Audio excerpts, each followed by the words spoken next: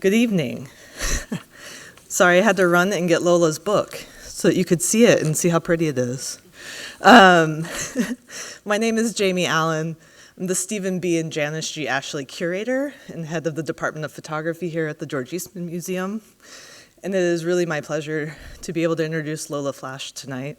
I learned about Lola's work quite some time ago and had the privilege of being part of a group here that's part of Image Out that brought the work as part of Image Out art. And at that moment I was like, how do we get this for the museum? And so now we have it at the museum, which is great. So we have a few works. If anybody wants to donate more, just come talk to me. Okay.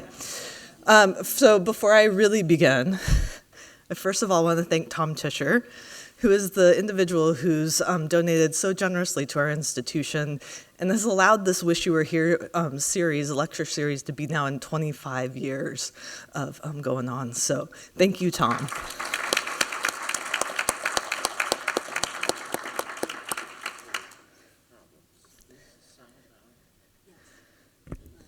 Do I need to get closer? Better? Okay. I'll yell into the microphone. And then before I give Lola's biography, I do want to thank two of my colleagues, one a previous colleague who worked here named C. Rose Smith, and a current colleague named Luis Chavez, who both contributed information to the bio I'm going to read. And I just want to recognize their work and also their advocacy for queer art at our institution during their respective tenures here. On to Lola. Lola Flash is a renowned photographer, a board member of the New York City-based LGBTQ arts organization Queer Art, an active member of the Kemawinge Workshop, which is a collective of Black photographers committed to individual uplift and social reform by reframing and making visible Black life from their perspectives. Flash works primarily in portraiture and has rooted her practice in social justice and advocacy. Yet, Flash is more than an artist and an activist. She's also an educator who has taught children, youth at the high school level, and adults from very diverse cultural backgrounds. She's completed numerous artist in residency programs, and I'm gonna say three that are somewhat more local to us, but these are just three among many. Visual Studies Workshop right here in Rochester, New York. If you haven't been there, please go. They're just opening a new location in a few weeks. The Center for Photography at Woodstock, and Lightwork in Syracuse. Flash received her bachelor's degree from the Maryland Institute College of Art in Baltimore, and her master's degree from the London College of Printing in the UK. Flash at that time was primarily working with a 4x5 film camera in both of those locations, building a personal photographic archive of her queer friends and her colleagues. This archive traveled with her to Atlanta, Georgia, where she immersed herself in Black and queer culture in the early 1980s, making self-portraits and or portraits of friends. Flash then moved to New York City, which was a place at that moment filled with ample amount of Black and queer representation and visibility for that time period. As a way to communicate with the other New York-based Black photographers, she joined the Kemawinge Workshop and echoed that organization's mission within her work. And now Lola is secretary for that organization. Flash's work rose to prominence in the late 1980s when she documented the work of the AIDS Coalition to Unleash Power, also known as ACT UP, an international direct advocacy group. While marching in solidarity alongside her peers, she recorded demonstrations that took place in New York, Washington, D.C., and London. For more than 4 decades, Flash has relentlessly pursued her commitment to represent and preserve the legacies of queer communities of color. As depicted in her photographic series Surmise, Surpassing, Legends, and Cross Color, which if you don't know those, we're about to get to know some of those works, Flash consistently challenges and seeks to debunk preconceptions about gender, sexual orientation, and race. In addition to the Eastman Museum's own holdings and numerous private collectors, Flash's work can be found within the locations of the collections of the Victoria and Albert Museum in London, the National Museum of African and American History and Culture in Washington, D.C., the Museum of Modern Art in New York, as well as the Whitney Museum of American Art in New York. It really has been my pleasure to be able to add Lola's work to the Eastman collection during my tenure here. And you may have seen some of these works somewhat recently in our exhibition that we had last year called New Directions, Recent Acquisitions. If you missed it, I encourage you to use our Bloomberg app, where you can hear Lola speak about her own work in the Bloomberg's audio little section there. So if you want to know more after having an hour-long lecture with Lola herself, go online. And with that, please join us afterwards for a book signing. Lola will be available just outside our museum shop. And then without further ado, Lola Flash.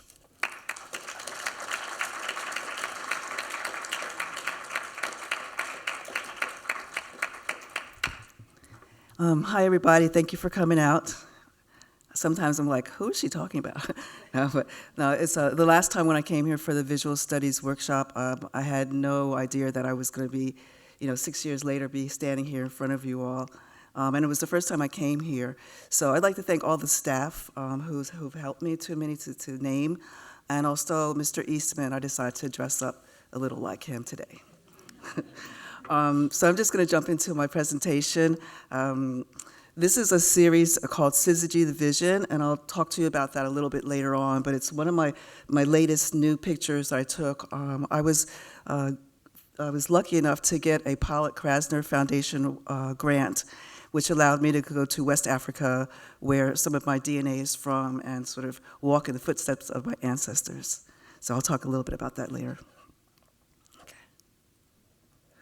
So I wanted to start off, I haven't actually ever done this before, but I wanted to start off with some of the early photographs that I took, and it seemed like this was the right place to do it. So when I was growing up, my mom was a single mom, so there she is. I'm not really sure why she was in the hospital, but I'm looking at this picture thinking I really should have used her as a model a little bit more than I ever did.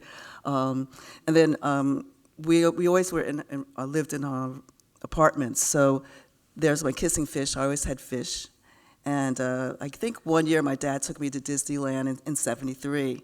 I used the Minox camera, and Todd, who works here, showed me this collection of Minox cameras that is here. It's just amazing. There's some that are even gold.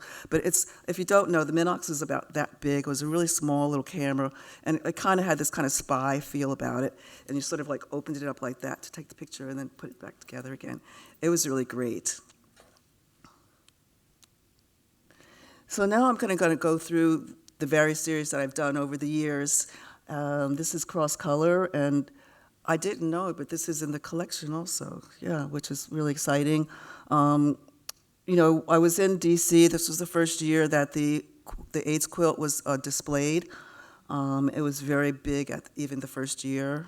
And basically, for those of you who don't know, when someone would pass away from AIDS, HIV, their friends and families would make them little panels, and then they would sew them together. So as I was walking along, as you can see in DC, I saw this flash, and it just kind of stopped me in my tracks. And I think I was really aware that I was lucky that I didn't have HIV or AIDS, but at the time, I think there was not a lot of self-reflection because we were losing so many friends. A friend would say that they had AIDS, and then, it felt like the next week they would die. Sometimes it probably was more like a month, but it was a pretty tragic time. And looking at some of the age group in here, I think some of you all might know that period and have experienced that kind of death.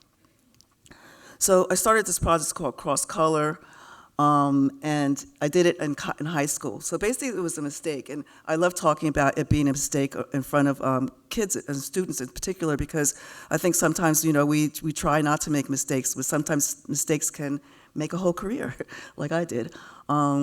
So basically I didn't have the right paper. I used Chrome paper, some of you probably know, was the paper that you would print a slide onto. So actually, I've always worked with slides. I used Kodachrome for a little while, and now I'm using my 4x5 camera with a 4x5 slide film. And so my dad would buy me the Chrome paper, and then I would take it back to school, Maryland Institute of Art, and pretty much go through the box probably in an evening.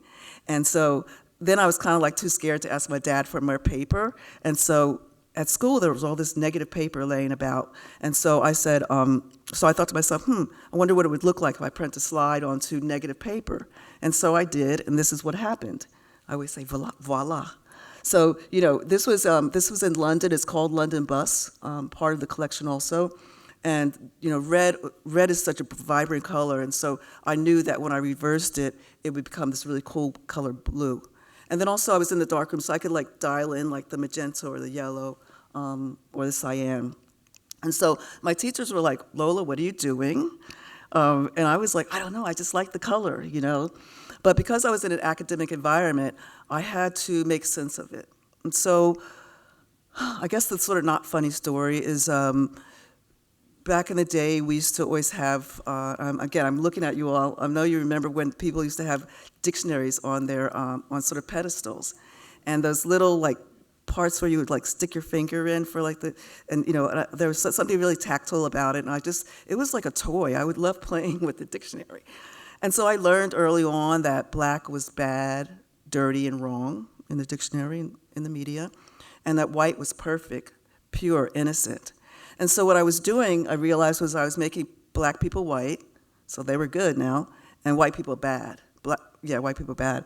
And then I realized, I can make people blue and green and all these other colors. And so, really moving away from this binary idea of color, right? So now you're just looking at a human. And sometimes even the gender becomes blurred. So we're not even like, sort of doing anything around gender. You're just looking at a human being. So I continued doing this work for I always say till the end of last century. And I'm going to show you a few more images right now, actually. So I'm going to talk to you a little bit about this series. Jamie mentioned that I was part of ACT UP. And this is a poster that ran in 1989 on the sides of buses, nationally, actually. And it says, "Kissing doesn't kill, greed and indifference do." So this was a time when people actually thought that you could contract AIDS from kissing, which was untrue. In fact, we used to always have all these different kiss-ins. If there was a store or business that had done something like kind of homophobic, we would go stand outside. A group of us would go stand outside and just kiss each other. One minute you're kissing a guy, you're kissing a girl, you're kissing a trans person. We were kissing everybody, and people were like, "Oh, look, they're kissing each other." It's a beautiful thing to kiss, right?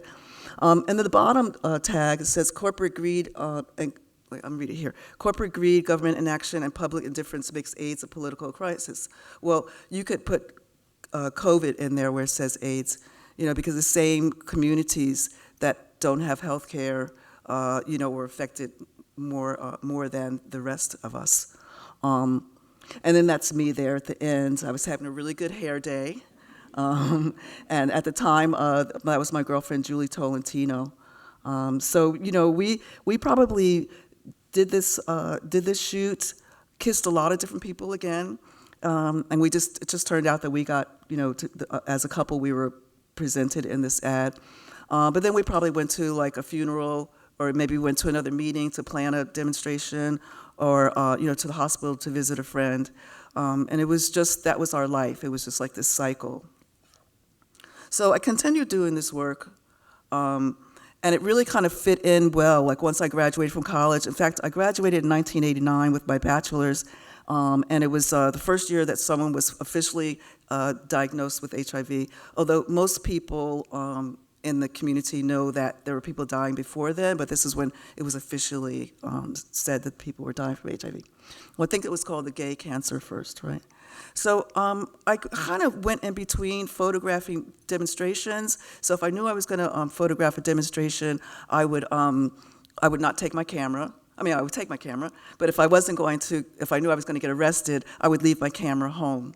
And so a lot of times it also would set up situations. So this was, I don't even know what the name of this series is called, but it was a time when I would like stick, you can see the back, these little dots. Those are like stickers from like the Silent Sequence stickers. So we went to actual like the post office on 11th Street, and we quickly stuck the stickers on the side of the bus of the postal truck. And then I was like, okay, strike a pose. So we had these like water guns, and actually one of the photographs that you all have for Ray, that's actually Ray here at the end. It's called AIDS Warrior. I just remembered. So I kind of was attacking different institutions that weren't doing enough about AIDS. Like I really wanted there to be like an AIDS stamp. And lo and behold, now there's an AIDS stamp. So there is progress, and I think that ACT UP had a lot of, ACT UP was the reason for a lot of the progress that we see. I had one against the New York Times, the telephone company, and things like that. So this would be a good example of one of the pictures I took during a demonstration. I think it was actually right around the same time I did the AIDS quilt. And so, well, you all know this, the sort of Kodak commercial of like, it's a perfect Kodak day. So growing up, that was always kind of, for me, it didn't ring true, because a perfect Kodak day would be like my family on the beach, and the Kodak day that they're talking about was, this little white girl and her family with blonde hair, and it just didn't seem like a perfect Kodak day to me. So this would be a perfect Kodak day. The sky was blue, so that's why you have the orange. The clouds were white, so that's why the black. But then I think just for me, it seems like the process really worked well for what I was talking about, because it really kind of looks like the end of the world. And I think in many ways we felt like it was the end of the world. This is Charles, one of my friends who passed away from AIDS. And so it was kind of like a double entendre, Band-Aids, right? And also looking at how Band-Aids, so when I grew up, we didn't have like Mickey Mouse Band-Aids and things like that. And Band-Aids never matched our skin color. So I knew that by putting Band-Aids on Charles, it would kind of look like Carposi's. And then again, in the darkroom, I kind of dialed in the colors so that it would be more purple, so it would look like Carposi's, which is one of the cancerous effects that happen in the beginning with AIDS. Yeah. So at the time, Charles didn't tell us, he was one of the people that didn't tell us that he was sick until he got so thin that it was obvious that he was sick. And that was something, for those of you who don't know, folks who died from AIDS, that was something a lot of people did. They didn't really want people to know. There was like a stigma around it. And also the Carposi's was a real stigma. It made people want to stay in their homes. Oh, but anyway, that's kind of sad. But I wanted to, I kind of always I'm a glass kind of full kind of person. And so this is in the MoMA's collection. And when it was hanging, I used to think, like, I bet you Charles is kind of like standing next to it going, that's me, because he was a real jokester, and he's kind of a guy that could eat, like, peanut butter and jelly sandwiches, like, all day, and he had, like, this crazy physique. He never went to the gym. He was just such a great guy, and so I guess that's, like, one of the things about photography is it's a way to sort of hold people, and so it makes me happy that I was able to have this photograph of him, and it makes me think about the fun times that we had in Provincetown. Here's another one where it was called Stay Afloat, Use a Rubber, and it was actually used as a safer sex campaign in London when I lived there. And so, they're in a pool, and again, I knew that that aqua would be like this red, but then in the dark room I would make it even more red. And this was really more about people's physiques. So this one guy's, is really cut, and the other guy isn't. So kind of showing that everyone's beautiful. Doesn't matter if you have, a six-pack or not. And also, as I've gotten older, I think it's kind of funny because they have Walkmans. And, I didn't think I'm going to put these Walkmans in the pictures and people are going to think I'm so clever, But it's just, that's what we used at the time. So even though I consider myself a fine art photographer, I think sometimes about the sort of documentary element of it just from fashion. Yeah. That's me, and that's my butt. And this was something that I worked at a club called the Clit Club. Yeah, the Clit Club. And I used to do a lot of slideshows for the club, so I would get these different models that were, like mostly couples. They'd be dancing on the dance floor. I'd say, hey, would you like to be in a slideshow? And they'd be like, oh, not us. Because at that time, and even now, a lot of people are still in the closet. But I said, you're going to be red or blue or green. No one's going to know it's you. So a lot of people decided to participate. And then in reflection, I realized that it was a way to let people be a part of the movement, but they didn't have to come out, So it's interesting as we get older to be able to reflect and see things differently. And this is the last of the cross-color slides. This one is called K is for KKK. I actually made those, the hoods. If you probably don't, I don't know if hopefully you don't know how to make them, but you basically just take you cut the pillow on a horizontal, on a diagonal, and then you just make a seam up the back and then just put 2 holes in it. And the whole time I was making them, this is taken in Provincetown also, the whole time I was making them, I was thinking, wow, I wonder if someone else is making them too. And even the shot, like I knew I wanted to be in the cemetery, but even when I was photographing, it was just kind of, I just kind of shot really quickly. And also the guy in the front was getting like kind of excited. Evidently they liked each other, I didn't know. But they weren't racist, but I just wanted to, kind of stereotype this sort of, back in the day we would call them like muscle Marys. So I just wanted to kind of stereotype them in a way to talk about what is still very prominent is that, people are people, not, if they're gay or straight, some people are racist, and that's just the way the world is, I think things are changing, but, we'll move on. So I like to show this FedEx sign because does anyone know what image or what symbol is in the negative space? You can just holler it out. The arrow, right, great. A lot of you all know. So if you don't know where the arrow is, it's in between the E and the X, right? And so what I like to say at this point is every time you see a FedEx sign, I hope you'll think of me. But also the point is that, like when I look at that, I can only see the arrow. And once you know the arrow is there, you can't not see it. And so in the same way, when you think about the bias that we all have, even me, I would like you to kind of throw away the bias, throw away the things that the media tells you about people or your family, your friends, your parents, and sort of like wipe your mind of all the biases and just look at these portraits and the beauty that they evoke, if I say so myself. So this is a series called Surpassing. When I finished, when I stopped doing cross-color work, I decided to go to college, and it happened to be 20 years after I finished my bachelor's. And I didn't plan it that way. Just a friend of mine was going to this London College printing, and she loved the master's program. So I thought maybe this is a good time to stop the cross-color, because after I got out of school, everyone was like, "Lola, you still doing that weird color?" And I'd say, "Yes, I am." And so, but it seemed like people didn't really like it. I was younger, and I didn't feel the need to really explain it, and so, I don't know. I think that it was before Photoshop, and I think people were still kind of, I'm sure you probably have these kind of conversations that black and white was like the way to photograph, and then when color came in, it was sort of a little suspicious, and then I have this weird color, so I think it just didn't take at that time, which is why I think people are interested in it now, because I don't know, I think I was a little bit before my time with that work. And so anyway, I decided that maybe I should go back to college to start taking normal photographs. So this series called Surpassing, where I kind of use the mode of the Italian painters who would paint nobility on high vistas, but I'm sort of doing it in this kind of urban way.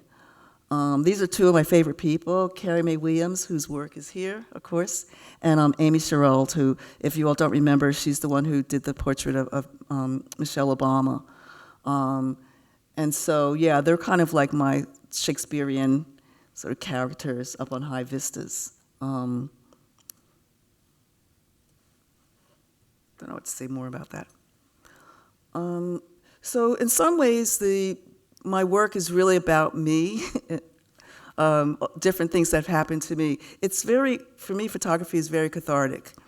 So instead of getting angry about things, I make a series. So this series, Surmise, is about people who are gender fluid, like myself. People who step outside every day, dressing against the norms and feeling proud. But sometimes when you're someone like me, you run into people like women in the ladies' room who holler at you and they tell you, "This is the ladies' room." And I'm like, "I'm a lady," And, my friends are always telling me I should just like pull my shirt up or something, but I don't, no, that's not me, And so instead I just made a series about people who are just happy in their skins and comfortable in their skins, and just kind of, physically I decided to use a white background, kind of almost like flat lighting, because I didn't really want dramatic lighting. Almost like a scientist, I just wanted these people to see these species of people because I think lighting can sometimes dramatize things and make you see sort of things not how they are. So this is really just me kind of, in some ways, being like a scientist or a sociologist. Oh, wait, I just want to go back to that one, sorry. So these are two good friends of mine. This is Jay, and Jay actually was one of the people that was at Stonewall. They were a young person, a kid, that got kicked out of their house. So around Stonewall, there was always like a lot of young kids that had been kicked out of their houses because they were gay and their parents were not happy about that. And so Jay is one of those people, and she actually does this amazing tour. Well, she's moved to Florida now. That's another story. But when she lived in New York, she used to do these tours of and she started off in Greenwich Park, Washington Square Park, sorry. And she'd say, "Welcome to my home," is how she started it off. And she and some other young folks lived there. And the stories are incredible. And that's Feli, who's a great photographer, a mentee of mine. This young person here is actually in their third year at Harvard, so you can tell how long ago that was taken. And that he's wearing his sister's dress, and then that's Utah over there. And so with Utah, when I met them, I didn't know if they were trans or I didn't really know what pronouns to use, and I noticed that they had top surgery. So I was like, "So what's up?" And "Are you trans?" And they said, "No, they're not trans. They just didn't want to navigate life with boobs anymore." And I was like, "Oh, you could do that?" Because for my generation, you would just like strap them down. I think to myself, to be honestly, personally speaking, I think maybe if I was younger, I would have probably done that. Because like going to the beach, like Provincetown is great because you can go to Provincetown Provincetown, you have to wear something over your areola, but in Fire Islands, you can actually go without a top on. And that's just such a freeing experience. Actually, from living in Europe, it's like the thing that people do. It's like not weird, And so, anyway, it's just interesting, and I love the idea of having intergenerational conversations because things change. I'm not always right, and I learn a lot from the young folks. So SALT is a series that I started. And I think in many ways it's in honor of my grandma and my mom. So like I said earlier, my mom is a single mom, so I spent a lot of time in my grandma's house. And for some reason, we sort of had a lot of women in our family, and I just always admired their strength. But I never really took a great big 4x5 picture of my mom or my grandma. So this is in honor of them. You got to move forward. And so at first, when I started SALT, it was really about how women are looked at, older women are looked at, the difference between the way older women are looked at and older men, right? And so you sort of, and I think also like just sitting on the bus in New York, sometimes I look at these older women and I think to myself, wow, I wonder what their story is, I wonder what they did, how they looked, because for me, I can still see their beauty, even though, there's wrinkles, and maybe they don't have as much makeup on or whatever.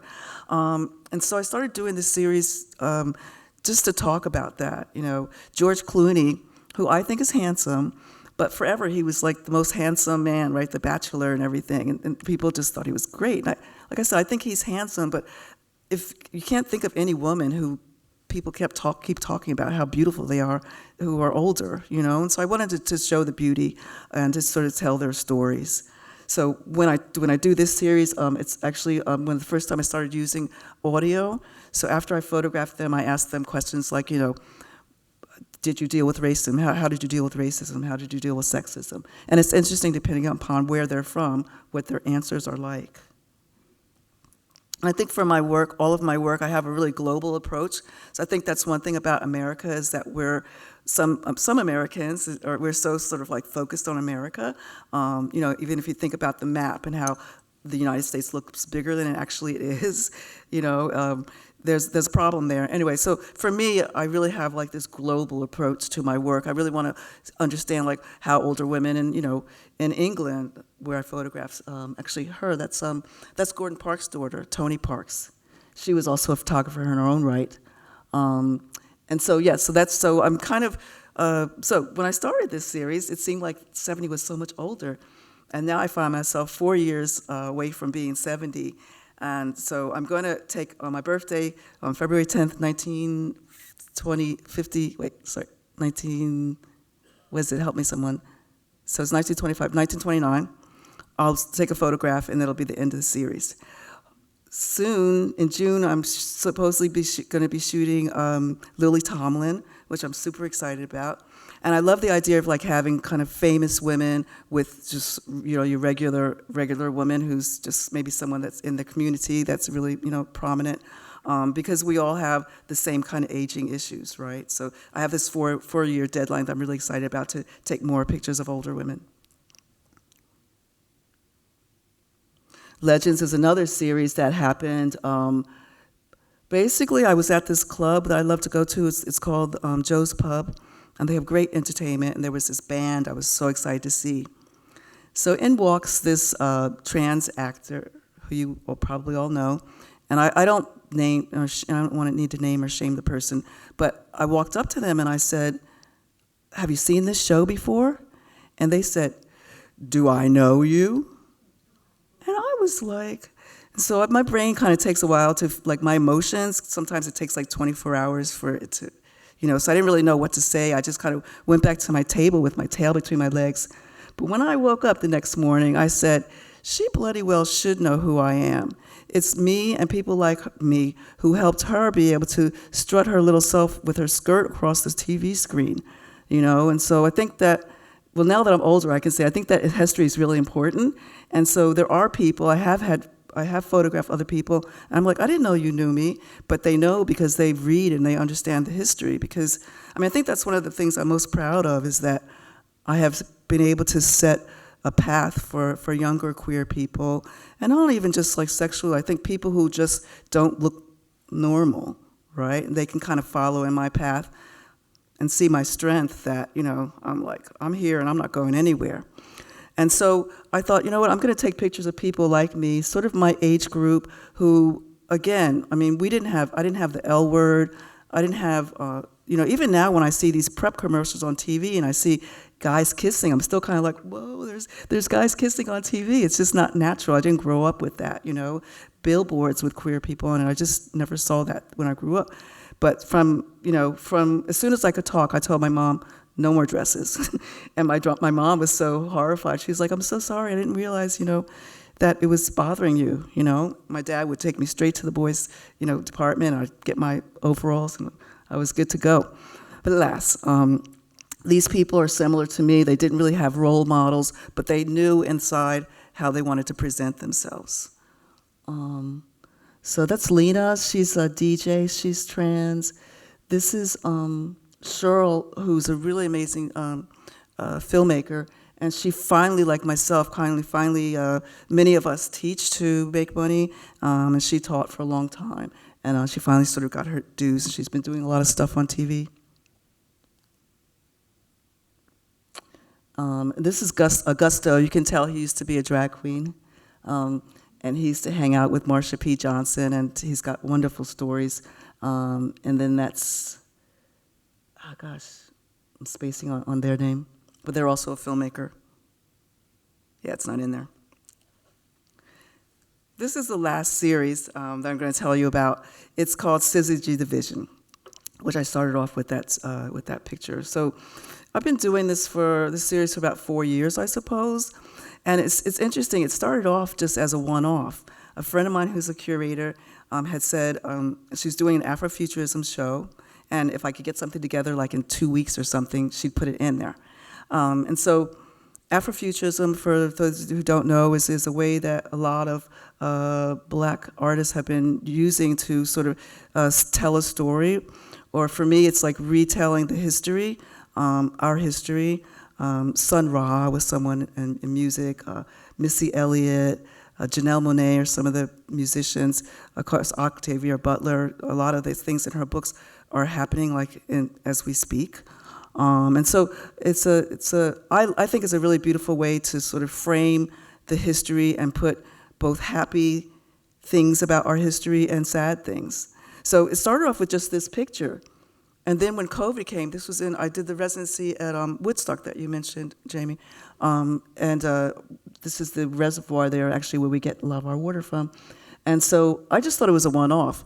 And then when COVID came, my friends were like, you should take some pictures. So I went, I don't have that example, but like I went to Grand Central Station and there was like no one there and took pictures, So New York was just so surreal, and particularly New York, just because it's always so busy. So I started doing Syzygy, and it was kind of a nice way to just kind of run outside, take pictures and get back in.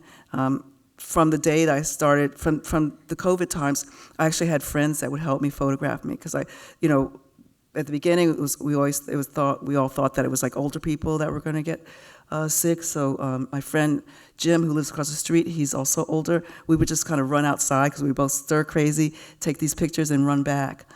So this picture was taken in Jersey, and this was supposed to be a funny one. This strange person comes down to earth and is eating ice cream. But then I read sometime around the 4th of July that during Jim Crow days, Black people were only allowed to eat vanilla ice cream on 4th of July. So then it became not so funny of a picture anymore.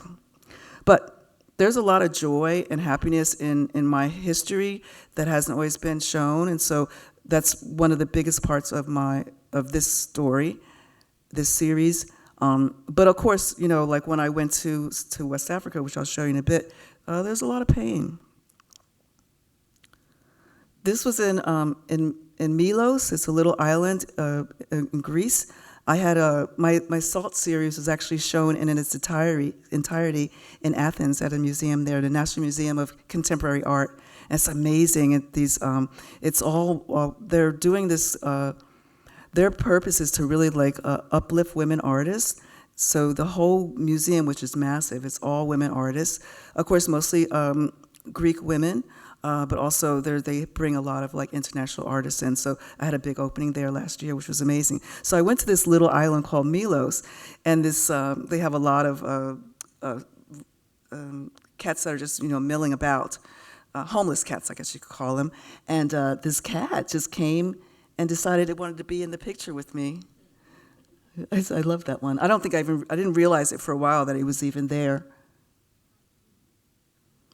So these are salt mines. This is one of my newer images from my recent travels, and it's about 2 hours outside of Dakar.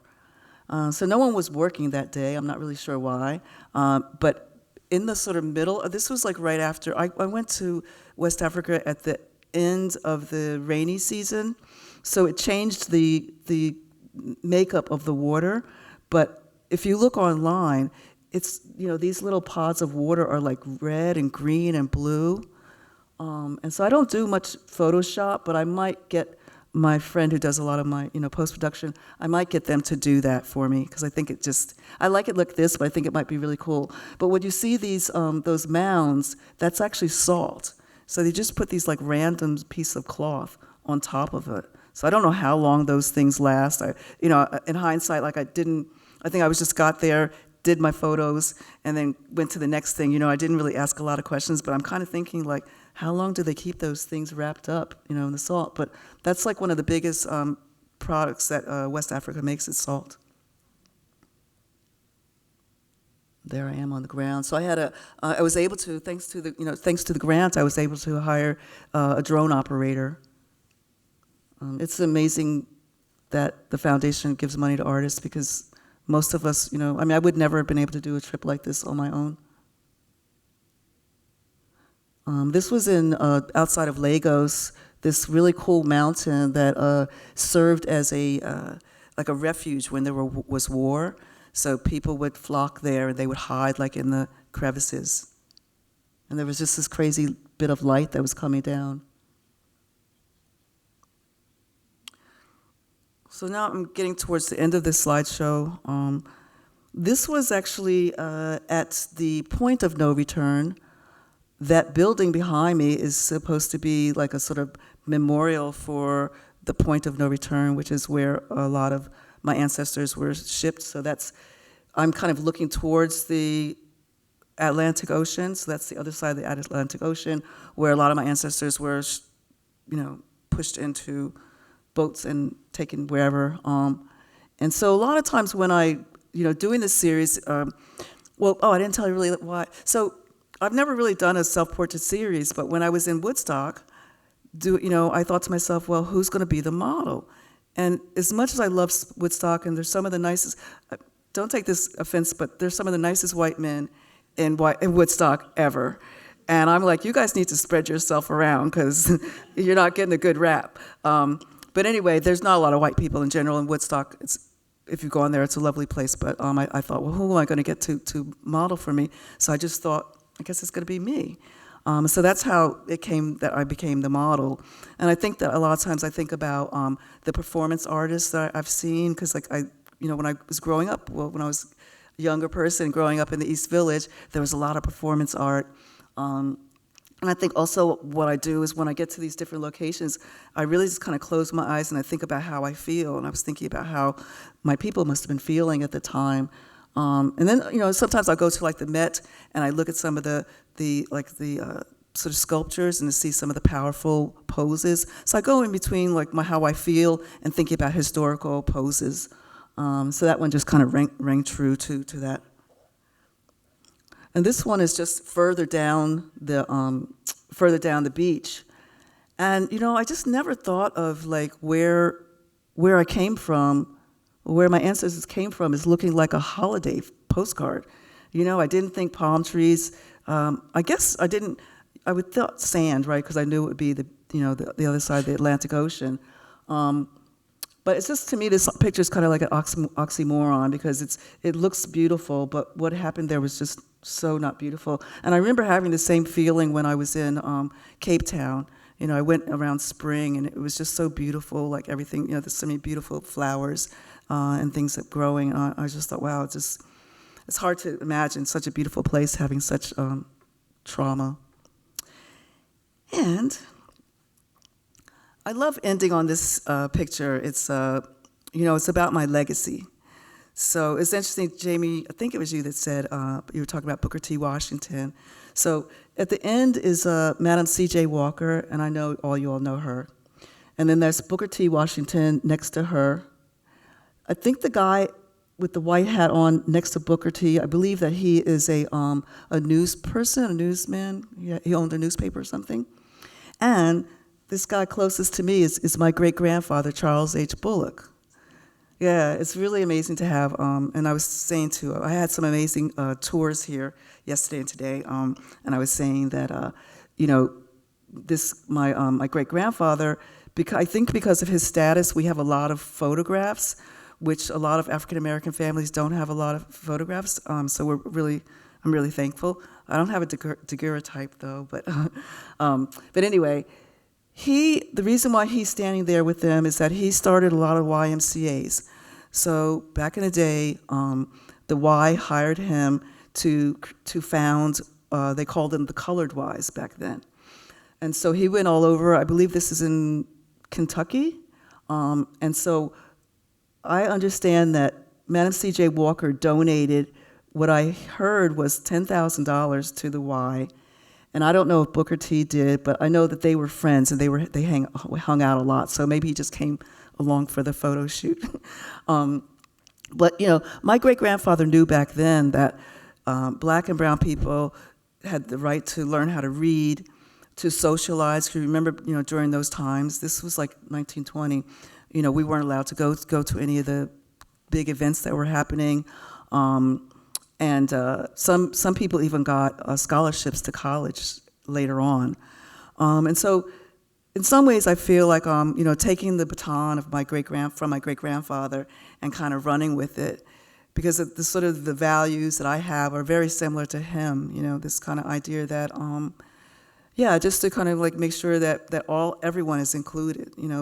A lot of the things that I have worked on all my life, like there weren't words for it, or people didn't say like inclusion, but I was working on inclusion, or intersectionality is another word that I like a lot, but I didn't really know that that's what I was doing. But and my friend Renee, who actually wrote the text for my book, mentioned that to me, and I was like, oh yeah, I was doing that, but I didn't have a word for it, and so anyway. A lot of times I think I have cousins and that have kids, and I think like maybe one day they'll be talking to a group of lovely people like yourselves, and their last slide will be about legacy, and they'll have a picture of me standing up there next to maybe Michelle Obama or Beyonce or Rihanna. You get the picture, me, and saying like that I inspired them to continue this legacy of just making the world better. And even though that sounds kind of corny, I feel like hopefully all of us are doing some bit to help the world be better. And that's my story. Thank you very much.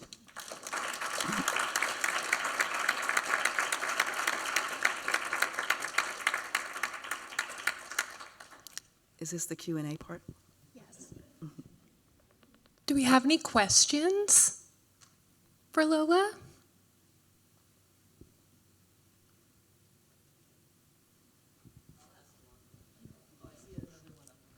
Oh, do you want to? Okay. If you just wait for me to get to you, please. Thanks. Hello. So you said earlier that you were kind of dabbling with adding audio to your artistic expression, like with interviewing people. Nowadays, there's like such a big amount of queer music, and it's becoming a big like forefront in the industry. So have you ever thought of trying to do like album artwork or that type of thing? Because I feel like your work would pair so well with like music. So wow, that's an interesting idea. I haven't really thought about that. I'm glad you brought that up though, because what I meant to mention was that when I show salt, depending upon the environment, either it's being the sounds of the interviews are either being piped through speakers, or else like in Athens there were headphones, so you can hear the women speak and laugh and such. No, I haven't thought about that. I feel like maybe I'm a little bit out of the I think I'm a little older for that, maybe. But I am doing a film. A friend of mine is working with making a film sort of about syzygy going to this demonstration and what happens there. So in that sense, I've been thinking about sound, thinking about what kind of sound, how syzygy might sound when they talk. We're thinking about Michelle Indicacello, possibly, which would be really cool. Yeah, so no.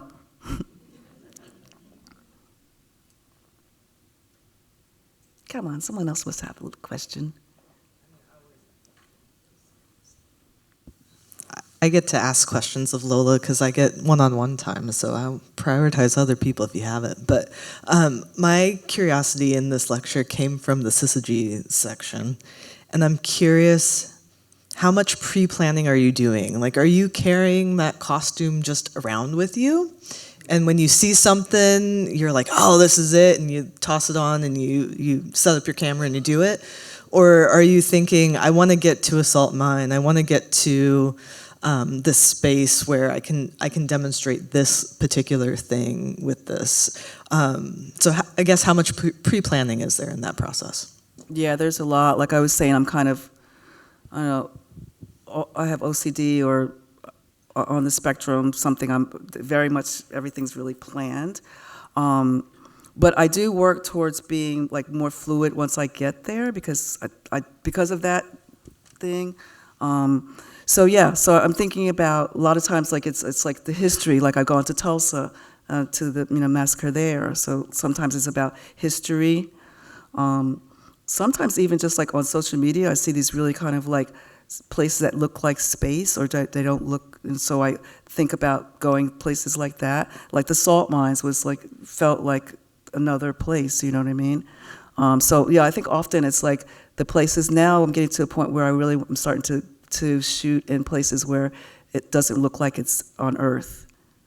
But again, it's like, and I think the way that I'm doing it is like on TV, like when you see writers, they have like Post-it notes on the walls. I think that's kind of like what I'm doing now is kind of having these Post-it notes and kind of they're all over, but eventually I'll make a book out of it. And then it'll tell this kind of, I don't know if it's going to be linear, but it definitely will be sort of like, it'll kind of be sad, then happy, and sad, then happy, because, I mean, I think it's obviously our history, the 400 years we've been here is pretty traumatic, but at the same time, there's just so many beautiful stories. Like we think about, well, I started off with like the AIDS quilt. I mean, you think about the history of like the quilts and what that meant and how those were telling stories. And you know what I mean? There's like so much richness in a lot of the stories that haven't been told. So, yeah. Thank you.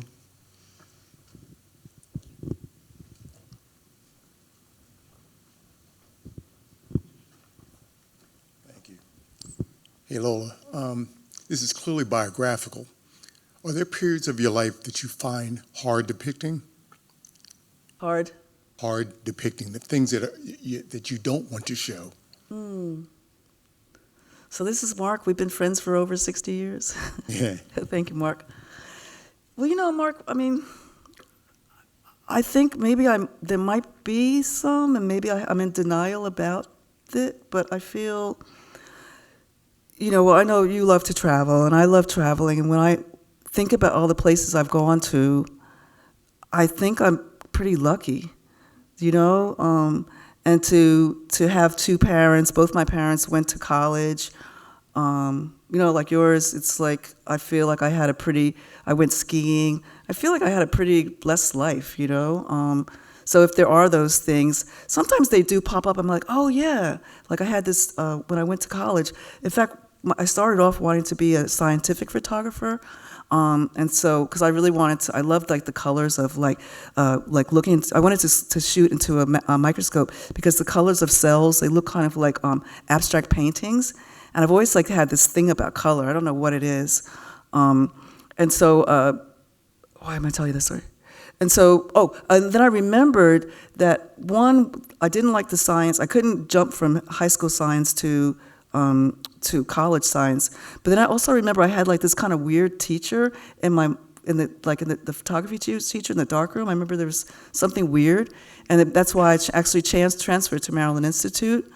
So, I mean, that was kind of a weird thing. So I think that, I guess to answer your question, maybe there are things that have happened, but I think I've just buried them. And I really just look at all the joy. And, especially coming back from West Africa, again, it's kind of, we as African American people, we were brought here not on our own accord. And so that's always been a problem, right? But then when I went there and saw so much poverty, I was also kind of like, wow, well, we're here and I have, an apartment and food, a little bit too heavy because I have food. I can eat a lot of food, you know what I mean? It's like, it just made me think like, yeah, like what, are we better off being here? Yeah. It's kind of long-winded, but no, I'm pretty happy. I think we have time for one more question. Okay. Oh, look, there's another one back there, though. Okay, then we'll do two more questions. Okay. Hello. I I was just thinking about when you were talking about syzygy, how you wanted it kind of more otherworldly, like this one depicts. And it reminded me of how you were talking about how the negatives that you took made it look like it's another world or different than human. And I was curious if you ever have done like negatives with syzygy. That's interesting that you said that, because a lot of times I bring up the point of that syzygy in many ways feels like a culmination of all of my work, and it almost feels like I've gone back to a similar color palette as the cross color, you know? And so it's kind of like everything, like ageism, racism, sexism, all like together, syzygy. And you see, when you use Photoshop, it just doesn't do this, you know, it's just not, I think it's like the difference between like a CD and a record, you know, it's just two different things. But I have been thinking about, I applied for a grant recently to go back to some of the slides that I didn't print, because I realized that during the time when I was doing a lot of activism, although I was photographing, I wasn't going to the darkroom and printing because I was so busy being an activist. So I'm thinking that there's a lot of really amazing images that I photographed that I haven't even seen in cross color or even remember taking, you know? But yeah, so I guess maybe if I can, like, if I get that grant, maybe I can make some, I could probably make like a slide of this, right? I could probably get someone to make a slide of that and go into the darkroom and give it a try. But that's a really cool idea. See, this is why questions are really great, because, you know, I didn't think of something like that, but thank you for your question. We will see. What's your name? Aaron. Aaron? Okay, thank you, Aaron. Thank you. If it happens, Jamie, I'll tell you. Thank Aaron. Hi, so I really am inspired by your portraiture. I think it's like really beautiful, and I love and appreciate focus on older adults and focus on like less often seen communities. The Eastman had this really wonderful exhibition a few years ago called To Survive on These Shores, which kind of did something similar. It was portraits of older trans adults, and I really loved it. So my question is, what do you think makes a really good portrait? When you are trying to capture somebody, how do you capture like who they are? How do you like see them and depict them in a way that is unique and authentic, but also like, you know, your signature?